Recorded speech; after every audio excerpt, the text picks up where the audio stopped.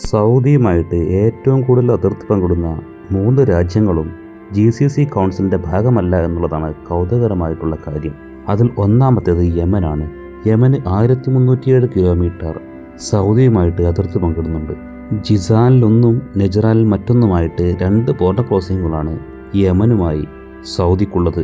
811 kilometre അതിർത്തി പങ്കിടുന്ന ഇറാഖുമായിട്ട് അറാറിൽ ഒരൊറ്റ ബോർഡർ ക്രോസിംഗ് ആണ് ഇറാഖുമായിട്ട് നിലവിലുള്ളത്.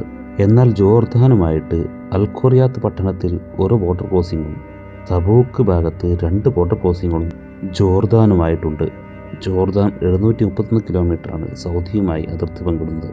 ഇതിൽ തന്നെ കൗതുകരമായിട്ടുള്ള മറ്റൊരു കാര്യം, GCC നോൺ GCC രാജ്യങ്ങളുമായിട്ട് അതിർത്തി ക്രോസിംഗ് നിലവിലുണ്ടെങ്കിലും അവസാനമായിട്ട് അതിർത്തി ക്രോസിംഗ് നിർമ്മിക്കപ്പെട്ടത് ഒമാനുമായിട്ടാണ്. അതും ഒമാൻ ഒരു GCC അംഗരാജ്യമായിട്ടും വളരെ വൈകിയാണ് ഇത് നിലവിൽ വന്നത്.